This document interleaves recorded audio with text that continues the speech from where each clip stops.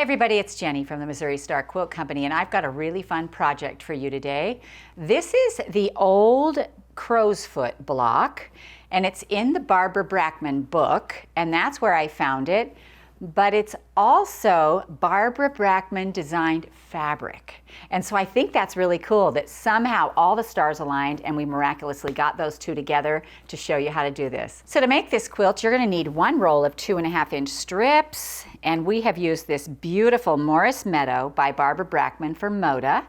You're gonna need some accent or background fabric, and we've used 3 yards of light and 3 yards of dark, and that's gonna take care of all of these blocks in here, all of your little half square triangles. It's going to take care of all of that.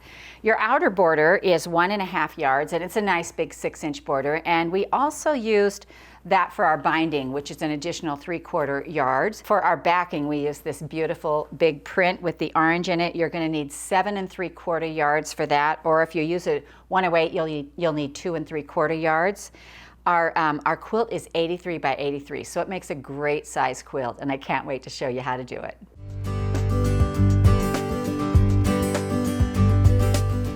My brain works in shortcuts, and so when I see a pattern, my brain tries to figure out how to do that easier. And when you see the crow's foot block, I don't think that you're going to think it started from a 4-patch, but it does. So to make this 4-patch, I cut 2 4.5-inch strips, one of black, one of beige or cream, and I'm just going to cut those into strips because we are going to make some big 4-patches out of this. And I'm going to lay this up here. Now I've sewn these two together on one side only.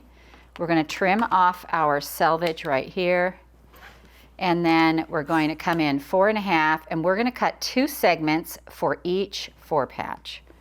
So let's go ahead and press these to the dark side. You'll need a total of 36 4-patches to do this, but we are going to go ahead and press this to the dark side and sew this together. So once you get these pressed, we're going to line them up so that our middle seam nests perfectly, and we're going to sew 1/4 inch down the side, and we're just going to make these nice big 4-patches.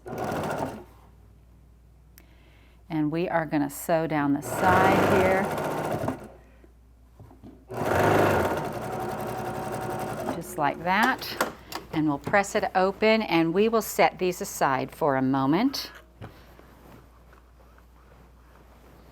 Alrighty, so I have another one over here, and we're just going to set those aside. All right, so then what we're going to do is we are going to take one of our strips, and I think I'll choose this guy right here because he's right on top. This fabric is gorgeous, by the way. And what we're going to do is we're going to choose a cream strip and a black strip, and you will cut this out of your yardage, or you can buy a jelly roll. I have jelly rolls here that I used, and what I'm going to do is I'm going to cut this black in half, and I'm going to cut the white in half as well. And this is just my little hack on how to make this easier, because you're going to make half square triangles, and half of them are going to be backed in black and half of them are going to be backed in white. So what I'm going to do now is I'm going to lay my selvage end right here, and we are going to sew both sides of this, but when I get to the center right here, I'm going to lay in my white piece and finish going down the other side. So let's just do that, and you'll see what's happening as I go along. And I'm just going to line these up, and we're going to sew down this side. Make sure they stay nice and lined up.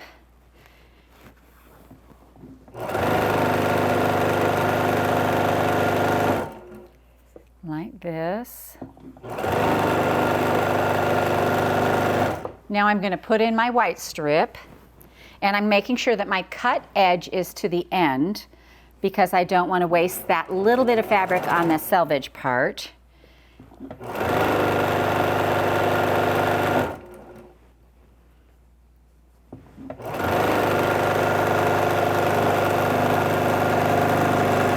And then we're going to come around to the other side and sew down the other side as well. So we're making a tube.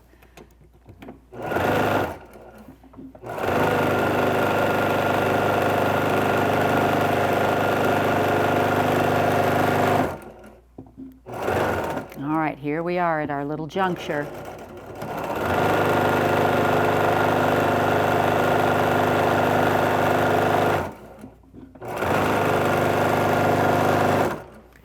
Okie doke.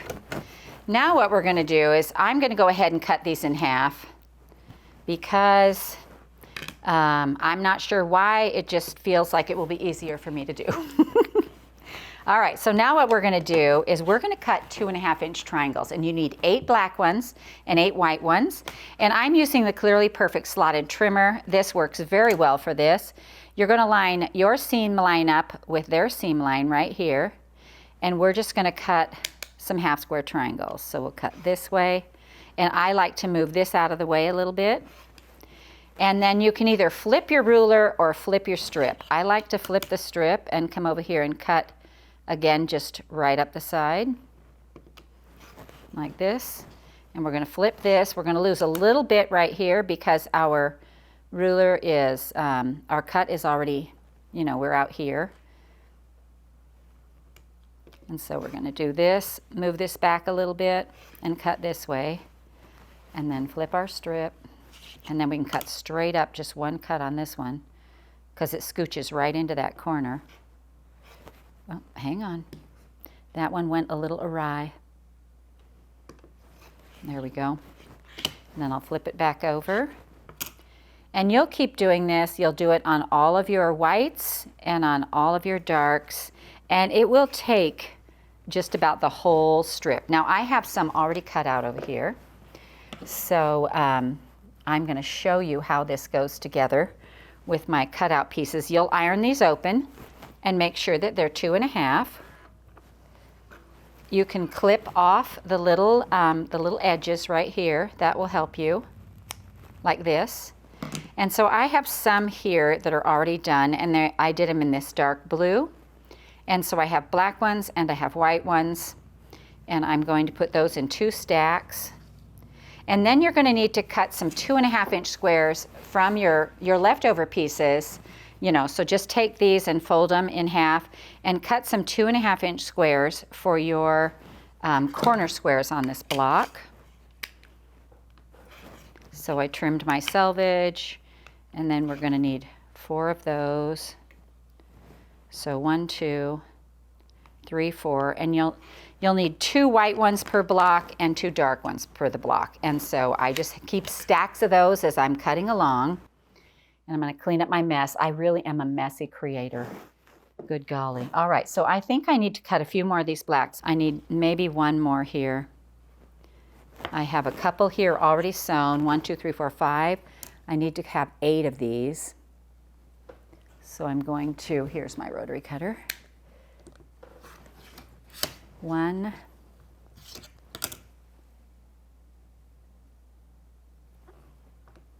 2,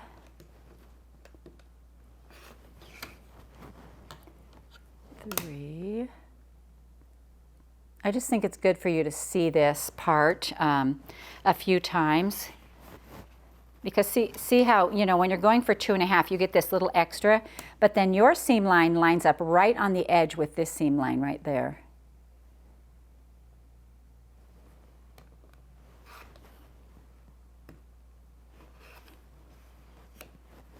And then we can get 1 more out of here. Now, if you're a half square triangle saver, you'll get an extra one out of these. Because right here, look, we can get, no, well, maybe. Let me see here. Depending upon how long your strips are, you may get 2 extras. I just put those in a jar for some incredible project I'm going to do someday. All right, so let me iron a few of these, because we need to have 8 of each.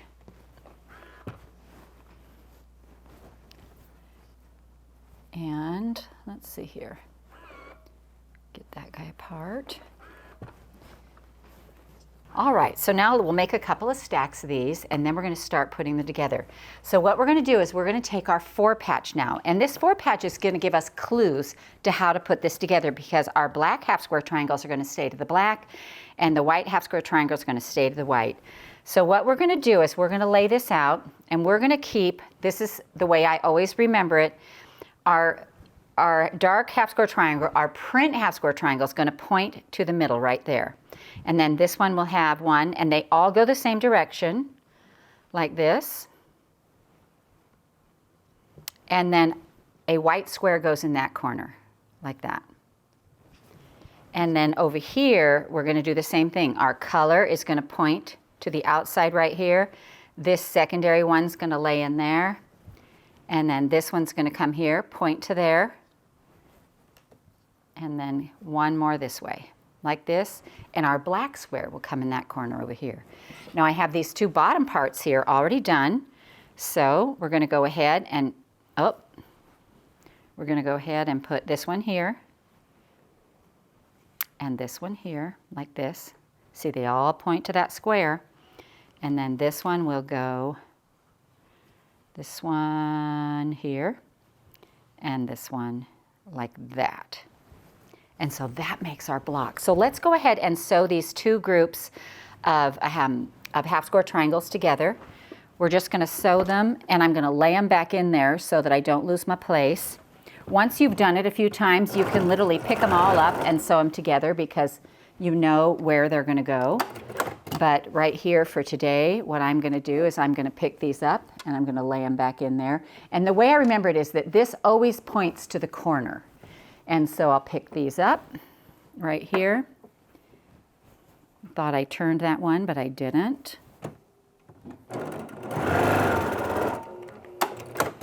All right, so this corner, these two pieces are done, and I can add this corner block, and I can add it to whichever side I want to. So I think I'll just add it to the top right here, and that just means I'll sew the side piece on first, and then can sew this corner in. It doesn't matter which way it goes, it just matters that we get it in there somehow, and we don't have to do a Y seam. So we'll do this, and then we'll go ahead and pick these two up.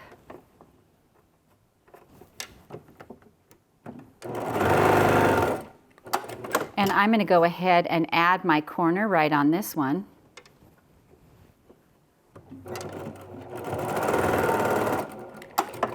Then we'll lay that right back in there. And we'll go ahead and do this one. Now you'll notice that I'm not changing to black thread on this. One of the reasons for that is that I'm a really lazy sewer and I tend to use light or dark. And if light is on my machine, I use light. If you want to switch thread colors, you can. I didn't find it made any difference really on this quilt. So we're going to lay that in there. All right, so now we're ready to put our sides on. So I'm going to sew these sides together right here. Sew these two long pieces together and we'll sew it to the block. All right, so let me add these two from the other side together over here.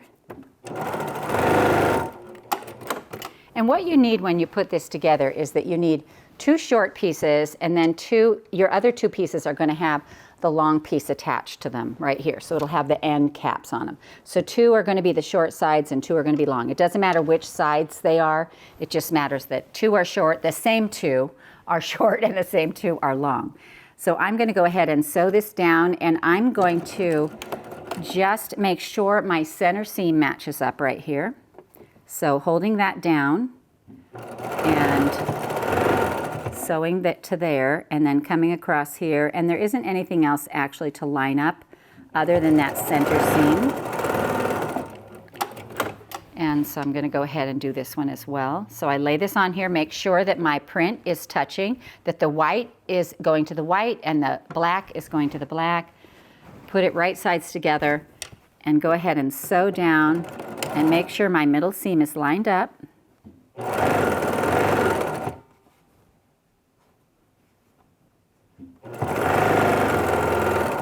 And then I think before we add those end strips, let's give this a little press. And so we're just going to press this out here like this and press this out here like this. We're going to look at it again because I tend to be a little angly challenged. Make sure again my white is with the white, the black is with the black, and that looks great. And now what we need to do is we need to sew this long strip together and sew our ends on this other strip. So we'll get our two bottom pieces ready to go. So we've got these two pieces together right here, and we're just going to sew down here and lay this on here so then we're going to add our two pieces on the outside right here. All right, so let's take a look. Our color goes in, black is with the black, white is with the white, and we're ready to sew our outer borders on this block. And I just think this is a lot easier than it looks, and I think you're all surprised that it started with a 4-patch. When you see the quilt all finished, it's not the 4-patch that jumps out at you. So we're just going to attach this top little triangle border, if you will, to our 4-patch. And I think you're surprised that it started with a 4-patch, because that's not what jumps out at you when you see the quilt, which I love. I love a secondary pattern. And so we're going to go ahead and add this one on, make sure our white is going to the white. And again, I'm going to line up these corners. These corners, you can make them match, and then you can make your center seam match.